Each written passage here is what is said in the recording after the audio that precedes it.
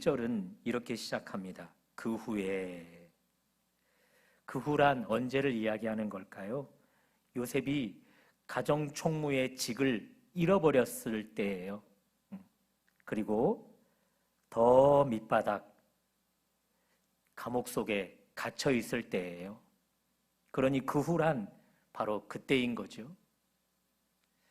자, 그 후에 우리 하나님은 독자인 여러분과 저의 시선을 한 곳으로 이끌어가요. 우리 하나님을 향해, 하나님을 따라서 어디로 이끌어가는지 한번 가볼까요? 1절을 계속해서 읽어요. 애굽 왕의 술 맡은 자와 떡 굽는 자가 그들의 주인 애굽 왕에게 범죄한지라. 왕의 궁궐로 여러분과 저의 시선을 우리 하나님이 이끌어가고 있어요. 그곳에 사람들을 주목하게 하는데요, 애굽 왕 측근 가운데서 떡 굽는 자를 보게 하고요, 술 맡은 자를 보게 해요. 그 두 사람이 각기 범죄했대요. 왕께 말입니다. 왕께 죄를 지었대요. 자, 이런 일들을 하나님께서 우리의 시선을 이끌어서 보게 하신단 말이에요. 어때요? 독자인 우리는 왜 하나님께서 우리의 시선을 지금 왕궁으로 이끌어가는지 이해할 수 있지요. 그러나 시간, 공간 속에 갇혀있는 요셉이라면, 지금 가장 밑바닥 감옥에 갇혀 있거든요. 그 요셉에게는 하나님이 왕궁에 계심이 이해가 되어질까요? 요셉이 처한 감옥은요, 가장 밑바닥이라 할 수 있어요. 그런데 지금 왕궁은 가장 밑바닥의 반대 개념, 가장 상위층이라 할 수 있겠어요? 자기 자신은 가장 밑바닥에 버림받아 있는데 하나님은 지금 가장 상위층에 계셔요. 이것 이해가 되어질까요? 감옥은 가장 고통받는 장소라 할 수 있을 것 같아요. 반대로 궁궐은요, 가장 형통한 장소라 할 수 있겠죠. 감옥은 가장 초라하고 낮은 자리라 할 수 있을 것 같아요. 그런데 왕궁은요, 가장 높고 화려한 자리라 할 수 있을 것 같아요. 시간 공간의 개념 속에 갇힌 요셉이 하나님이 자신을 버려두고 자기와 동떨어져 있는 왕궁 가운데서 일하고 계신다면 그 하나님 이해가 되시겠는가, 그런 생각을 하는 거죠.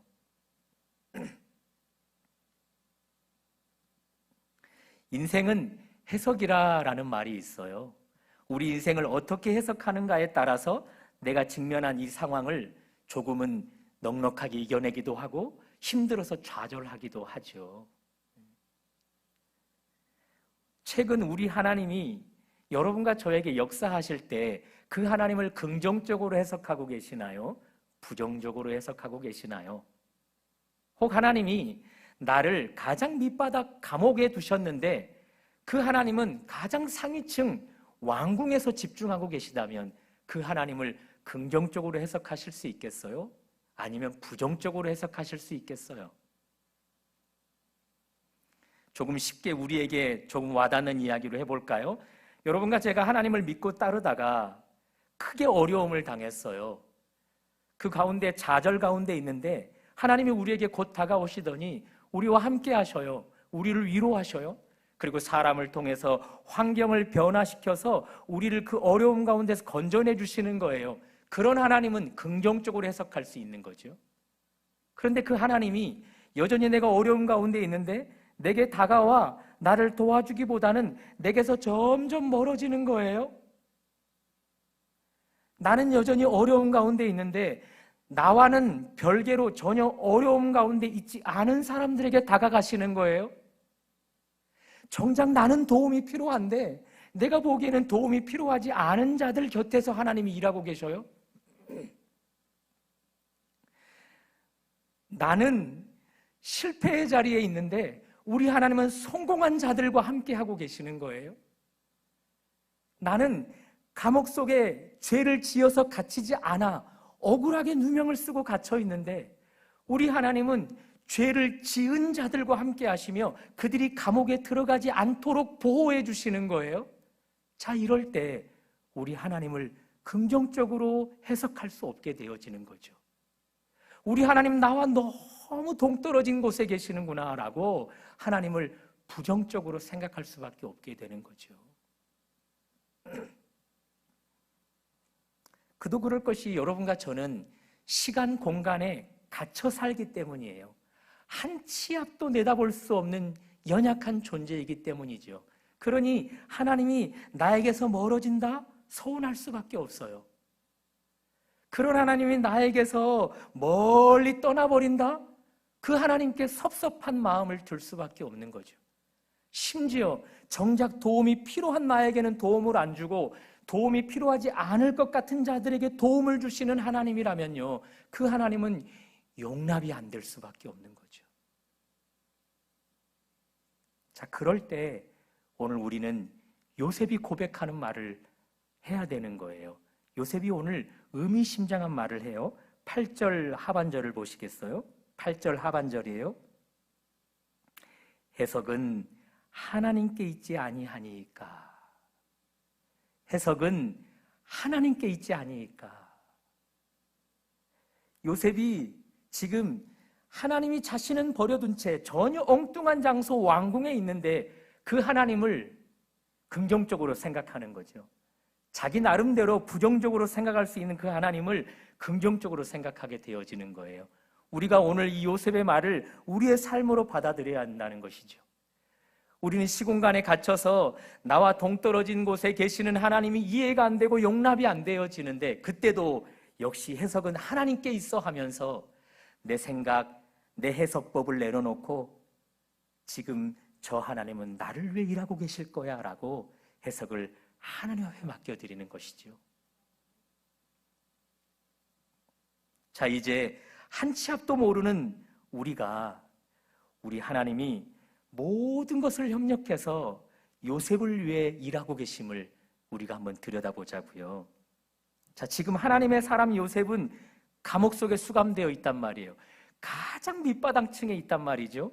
그런데 하나님은 지금 가장 상위층 왕궁에 계셔요. 그러니 요셉과 너무 동떨어진 곳에 계시는데 우리 하나님이 왕궁에서 일하시고 계심은 결국 저 가장 밑바닥층에 있는 요셉을 위함인 거예요. 요셉을 거기서 건져내시기는 일들을 지금 하고 계시다라는 거죠.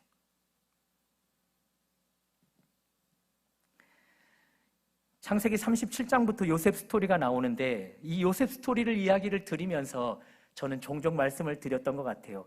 이미 하나님께는 요셉에 대한 플랜이 다 짜여 있어요. 요셉을 어떻게 사용하겠다라는 계획이 하나님께 다 세워져 있단 말이에요. 그를 형들 손에 팔리게 해서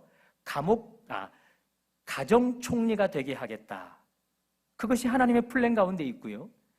그 자리를 넘어서서 감옥에 들여보내 그를 감옥 총리가 되게 하겠다라는 플랜도 세워놓으셨어요. 뿐만 아니라 이제 마지막 단계 이 두 과정을 거쳐서 가장 높이 끌어올려 애굽 나라의 총리가 되게 하려는 그런 플랜까지 세워놓으셨단 말이에요.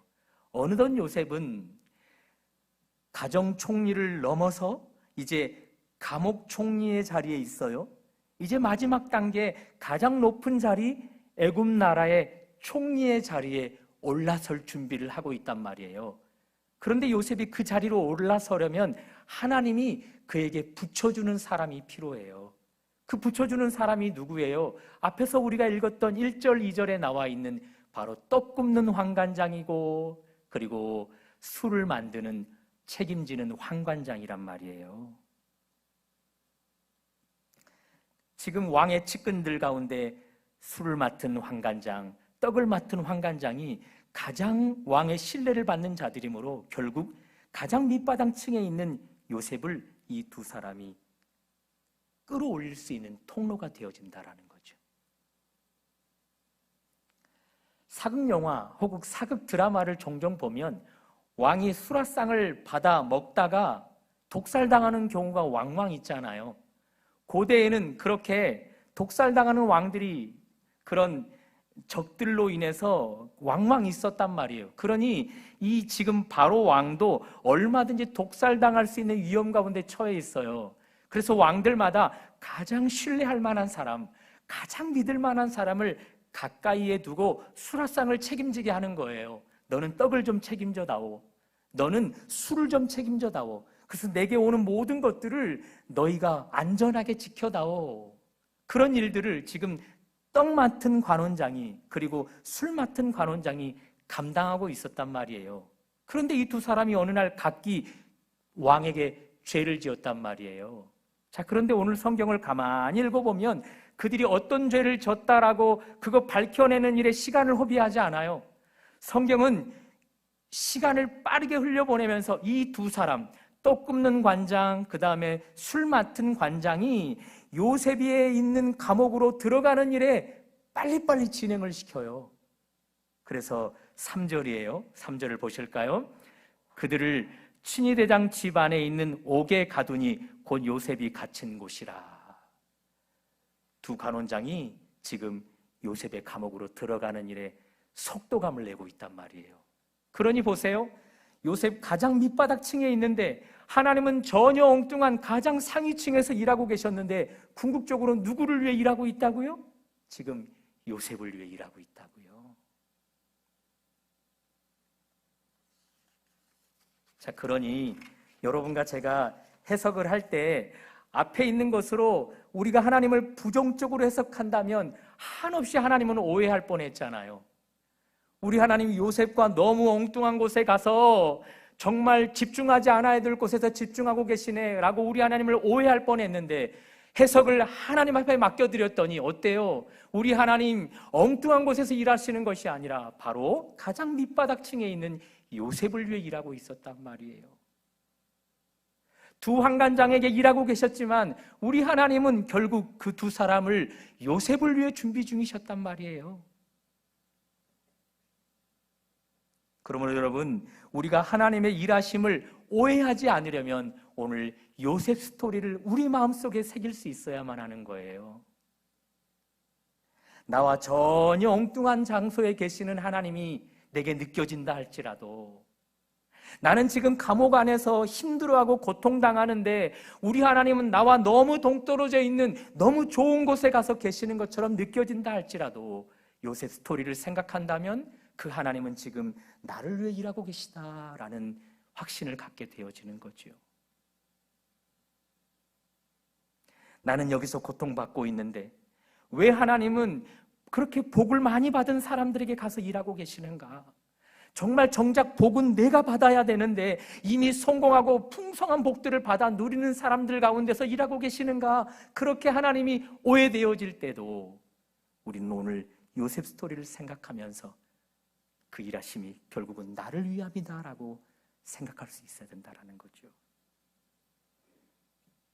사랑하는 여러분, 오늘 성경은 하나님이 요셉에게 신실하심을 드러내셨어요. 그 하나님, 여러분과 저에게도 신실한 하나님이십니다. 우리 하나님이 요셉에게 선하심으로 드러내셨어요. 그 선하신 하나님, 우리가 믿는 하나님이신 거죠. 저는 이 찬양이 생각이 났어요.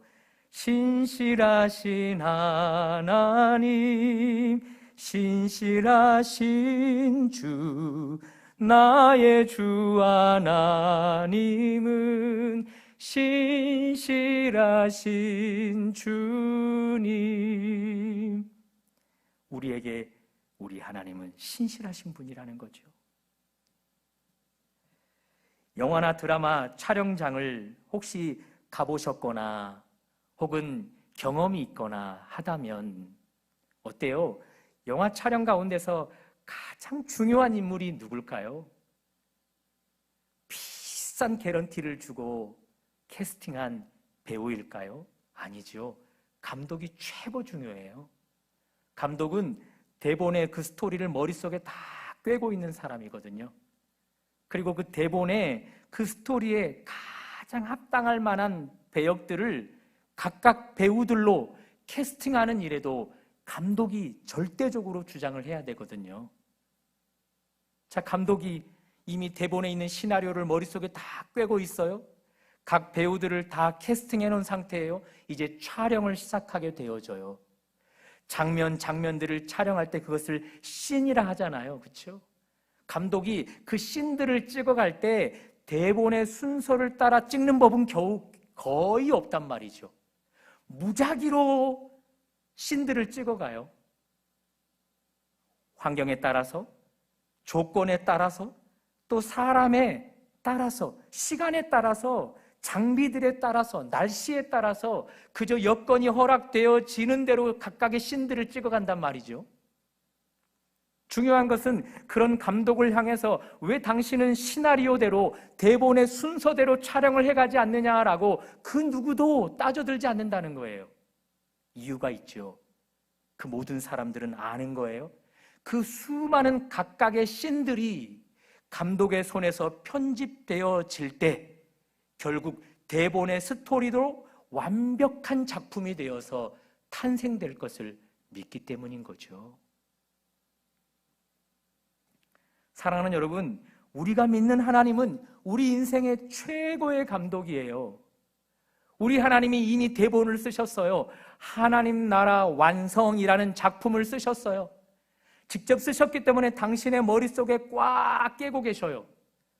그리고 그 작품 가운데 필요한 각각의 배역들을 이미 우리 하나님은 다 캐스팅해 놓으셨어요. 우리도 그 캐스팅된 사람들 가운데 들어간 거죠. 자, 우리 하나님 최고의 감독으로 이미 그 모든 작품의 그 흐름을 다 꿰고 계시단 말이에요. 그 작품에 어울릴 만한 사람들을 각각의 캐스팅을 다 해놓으셨다고요. 이제 촬영을 시작했어요. 똑같아요. 우리 하나님도 그 스토리 순서대로 각각의 장면들을 촬영하지 않는단 말이에요. 무작위로 촬영을 해요. 당신이 하고 싶은 부분을 먼저 촬영하고요. 하기 싫은 부분은 나중에 촬영을 해요. 그런 의미에서 여러분과 제가 주인공으로 그 가운데서 배역으로 쓰임받는 것 같은데 왜 하나님 주인공인 나를 촬영하기보다 엉뚱한 저 사람에게 집중하고 계십니까? 그럴 때가 있을 거란 말이죠. 지금은 나에게 집중해서 나를 촬영하셔야 되는데 왜 하나님 나와 상관이 없는 것 같은 환경을 찍고 계십니까? 나와 상관없는 것 같은 사람을 찍고 계십니까? 그럴 때가 있을 거란 말이죠. 그때 우리 믿어야 하는 거예요. 우리 하나님이 최고의 감독이시기 때문에 그 하나님의 손에서 각각의 씬들이 결국 당신 손에서 편집되어질 때 우리 인생은 최고의 작품으로 주인공의 역할을 하는 모습으로 드러날 것이기 때문에 말입니다. 자, 이제 하나님이 요셉의 그 작품을 이끌어갈 때 이 앞에서 이야기했던 왕궁에서 일했던 이 두 사람이 요셉의 스토리 가운데 얼마나 크게 도움이 되는지를 좀 보자고요. 자, 요셉이 감옥의 총리로 일하고 있을 때 이 떡을 굽는 관장과 그리고 술을 맡은 관장이 들어오게 되었어요.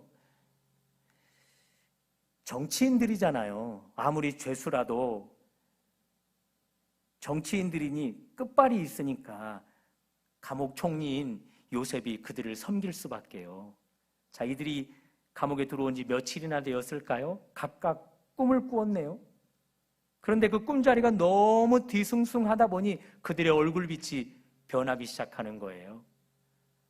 우리 꿈자리가 뒤숭숭할 때 그 다음날 일어나서 괜히 얼굴빛이 좀 흐려질 때가 있잖아요.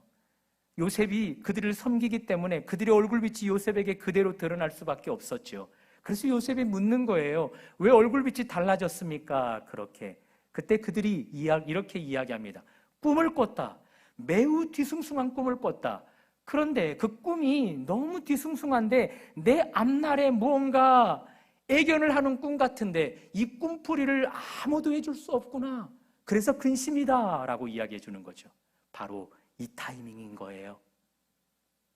요셉은 꿈 전문가예요. 어렸을 때 형들이 요셉에게 했던 말이 뭐예요? 꿈꾸는 자가 오는도다 였잖아요. 심지어 요셉은 꾸는 꿈마다 하나님의 뜻으로 풀어낼 수 있는 그 부분에 일가견이 있는 자예요. 그래서 요셉이 그들의 꿈을 풀어줄 수 있는 거죠. 결국 오늘 본문을 보면 술 맡은 관원장은요, 술이라는 단어를 풀어서 이야기를 해볼게요. 술술 풀려서 감옥에 들어왔지만 복직이 되어져요. 떡 맡은 관원장은요, 우리 떡은 좀 부정적인 말로 사용할 때가 있잖아요. 떡이 되다, 막 이런 표현. 떡처럼 맞다, 이런 표현. 그러니 떡 맡은 관원장은요, 결국 떡이 되어 죽게 되어져요. 요셉이 꿈풀이를 하는 대로 성취되어진단 말이에요. 자, 술술 풀려서 복직이 되었던 술관원장이 결국 요셉을 가장 밑바닥층에서 왕의 총리, 애굽 나라의 총리 자리로 이끌어주는 일에 결정적인 역할을 한단 말이죠. 그러니 우리 하나님, 요셉에게서 떨어져 나가 너무 엉뚱한 장소에서 일하는 것 같은데 그거 다 요셉을 위하는 일이었다라는 거죠. 자, 여기서 하나 점검하고 넘어가요. 최고의 감독 하나님이 요셉의 그 스토리를 최고의 작품 만들기 위해서 하나님은 이미 요셉에게 어릴 적부터 달란트, 은사를 줬어요. 꿈이에요. 꿈 전문가예요. 심지어 이 꿈을 하나님의 뜻 안에서 풀어낼 수 있는 그런 달란트를 줬단 말이에요. 그 달란트가 결국 오늘 빛을 발하는 거예요. 결정적으로 그 달란트를 발휘했더니 가장 밑바닥층에서 가장 위층으로 올라가게 하는 역할을 해주는 거예요. 이것을 우리에게 적용해봐요. 하나님께서 여러분과 저를 하나님 나라 완성이라는 작품의 각각의 배역으로, 주인공으로 들어 쓰신단 말이에요. 그 일들을 맡을 때 우리에게 거저 맡게 하지 않아요. 각각의 재능, 달란트, 은사를 주시면서 맡게 하신다라는 거죠.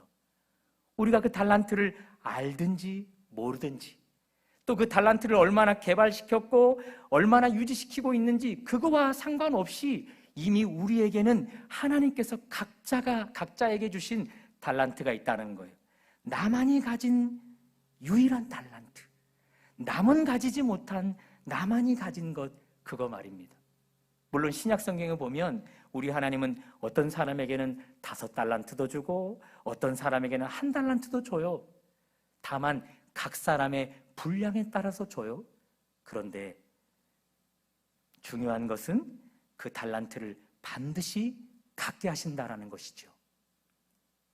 자, 그렇다면 중요한 것은 여러분과 저에게 주신 그 달란트가 결국은 하나님의 중앙 무대로 우리를 이끌어 올리는 결정적인 역할을 할 것인데 그 달란트가 우리 안에서 잘 발휘되어지고 있느냐는 것이죠.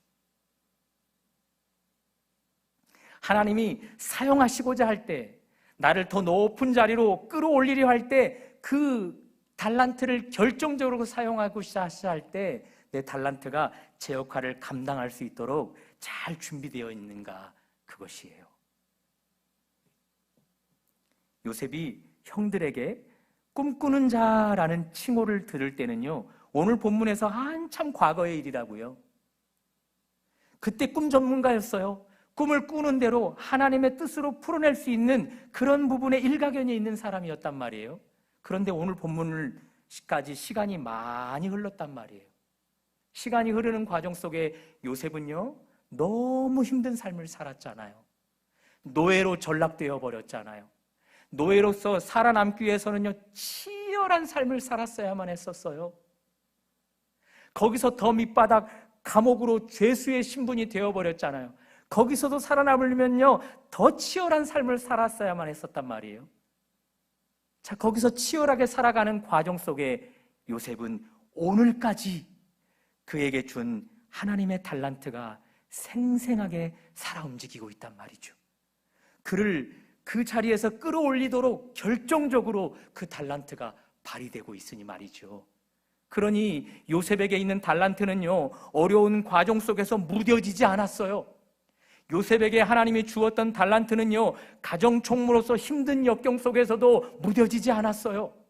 요셉에게 주었던 그 달란트는요, 감옥이라는 곳에서 살아가는 그 어려운 과정 속에서도 무뎌지지 않았어요. 계속해서 개발되어지고 하나님이 사용하실 순간까지 계속해서 예리하게 다듬어지고 있었다라는 거죠. 우리가 그래야 되는 거예요. 우리에게 하나님이 주신 그 달란트가 무뎌지지 않고 계속해서 개발되어지고 유지되어져서 하나님이 그것을 사용하려 할 때 하나님이 여기 있습니다 라고 드러내 줄 수 있는 그런 날들을 준비하면서 그 달란트가 잘 유지되어지게 해야 된단 말이죠.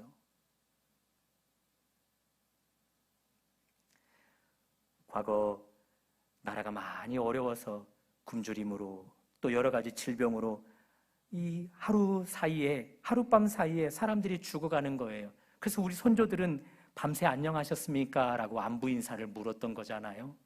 어때요? 여러분과 저 오늘까지 우리에게 넣어주신 달란트 은사 안녕하신가요?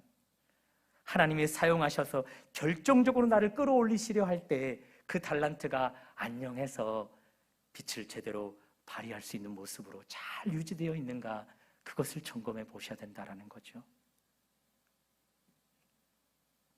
자, 그런 의미에서 우리 달란트 관리법에 대해서 좀 살펴보면 좋을 것 같아요. 하나님이 각 사람에게 다 그 사람만이 가진 달란트를 주셔요. 은사와 재능들을 주신단 말이에요. 이것 하나님으로부터 말미암았어요. 그러니 이것이 잘 유지되어질 수 있는 비결도 하나님께 있는 거죠. 그렇죠? 그러니 하나님 앞에 가까이 있는 자, 결국 그것이 비결이 되어서 내게 있는 달란트가 계속해서 예리하게 유지되어지는 거죠. 하나님에게서 멀어진다? 결국 그 달란트는 잃어버리게 되어지는 거예요. 그리고 그 달란트는 무뎌지게 되어버리는 거예요. 결정적으로 사용하려 할 때 그 달란트가 사용되어질 수가 없는 거예요. 다윗이 목동으로 어렸을 때 하나님하고 매우 친밀한 관계에 있었어요. 그러니 다윗은 하나님께 가까이 있으므로 자기에게 있는 달란트가 무엇인지 알았죠. 바로 물맷돌을 던지는 것이 달란트였던 거예요.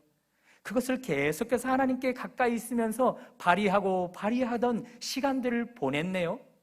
그리고 그가 장성했는데 여전히 다윗은 장성하는 과정 속에서도 하나님과 가까이 지냈어요. 이제 우리 하나님 결정적으로 그에게 허락해 준 달란트를 사용할 날들을 준비해 놓으셨어요. 그 앞에 거인 골리앗을 딱 대동해 놓으셨네요. 늘 하나님과 가까이 있었던 다윗은요, 그 달란트가 계속해서 예리하게 사용되어질 수 있도록 준비되어 있었던 거죠. 결국 골리앗을 물매를 돌려 한 방에 쓰러뜨려 버려요. 그 달란트, 하나님이 넣어준 그 달란트, 결국 그것이 잘 준비되어 있었더니 목동이었던 다윗을 그 나라의 왕의 자리까지 끌어올려준단 말이죠. 그러니 여러분과 저에게 하나님이 넣어준 그 우리만이 가지고 있는 달란트 잘 관리할 수 있는 비결은요, 하나님께 가까이 있는 거예요. 하나님과 가까이 있는 것, 하나님 앞에 기도하며 말씀을 붙들고 살아가는 것, 그것이 그 달란트를 무뎌지지 않게 하고 계속해서 최고로 잘 사용되어질 수 있는 것처럼 발휘되어지는 것이죠. 주일날 김혜자 배우를 말씀드렸잖아요. 오늘 설교에도 적용이 되어서 한 가지 더 에피소드를 이야기해 드리려고 해요. 김혜자 배우가 한 영화를 찍었는데요, 그 영화가 잘 됐어요. 그래서 그 배우에게 인터뷰하는 기자들마다 묻는 거예요. 그 영화의 연기의 비결이 뭐냐고. 그랬더니 김혜자 배우가 이렇게 이야기해요. 저 그 영화 찍는 일 힘들지 않고 너무 쉽게 찍었어요. 그러니 그 연기를 제가 잘 해낼 수 있었던 것은요, 전적으로 연출자, 감독자 책임이에요. 이 감독자가 저를 일찍이 알고 있어서 제가 어느 성향을 가졌는지, 무엇이 장점인지 단점인지 정확하게 알아서 저에게 딱 맞는 배역을 맡겨준 거예요. 그래서 저는 그 연기를 할 때 그저 내가 살아온 나를 드러냈을 뿐인 것인데 결국 그 연기가 빛을 발해서 영화를 성공시킨 거예요. 연약한 인간 감독도 한 배우자의 성향, 장단점을 안단 말이에요. 그래서 그 배우가 가장 잘 표현할 수 있는 역할들을 감당하게 해준단 말이죠. 하물며 우리 인생의 최고의 감동이신 하나님이 이미 우리에게 달란트가 무엇인지도, 우리에게 달란트를 넣어주신 하나님이 우리에게 가장 맞는 배역을 맡겨주셔서 그 달란트로 우리를 끌어올리시려 할 때 왜 우리에게 엉뚱한 것을 발휘하라 하시겠어요? 이미 우리에게 있는 것, 우리가 잘 가다듬어서 언제든지 사용할 수 있는 것, 그것을 발휘하기를 원하시는 거죠. 그러니 여러분, 우리 하나님 앞에 가까이 있어서 하나님이 나에게만 준 이 달란트를 잘 개발시켜서 결정적으로 나를 사용하시려 할 때 여기 있습니다 하고 드려서 우리의 작품을 최고의 감독인 하나님이 멋지게 써낼 수 있도록 해드리면 좋겠습니다. 사랑하는 여러분, 우리 인생 최고의 감독은 하나님이셔요. 하나님은 하나님 나라 완성이라는 작품을 쓰셔서 그것을 머릿속에 다 꿰고 계셔요. 그리고 그 작품 속에 필요한 각각의 배역들을 이미 당신이 다 캐스팅하셨어요. 그리고 캐스팅한 사람들에게 이미 각가지의 은사까지도 다 주셨단 말이에요. 이제 그 하나님이 각각의 씬들을, 장면들을 찍어가요. 그때 우리 딱 두 가지만 유념하면 됩니다. 나는 감옥에 있는데 왜 하나님은 나와 전혀 동떨어진 자리에 계십니까? 지금 여기에 하나님이 직접 주관하시고 촬영을 해야 될 것 같은데 왜 나와 상관없는 사람을 집중하시고 왜 나와 상관없는 환경에 집중하시는 것 같습니까? 그런 의문이 들 때도 우리 해석을 하나님 앞에 맡겨드리는 것이죠. 두 번째, 여러분과 저에게만 준 달란트가 있어요. 그것 무뎌지지 않게끔 하나님이 사용하시려 할 때 여기 있습니다 라고 빛을 발휘해 드릴 수 있는 그 역할이 되어지도록 우리 계속해서 개발하고 준비해야 된다는 것이죠. 그런 날들로 하루하루를 살아가게 되어지면요, 우리 하나님이 우리의 인생을 최고의 주인공으로, 최고의 작품으로 만들어낼 거예요. 그런 은혜가 최고의 감독, 우리 인생의 최고의 감독 하나님의 손에서 펼쳐질 수 있기를 주님의 이름으로 축복합니다.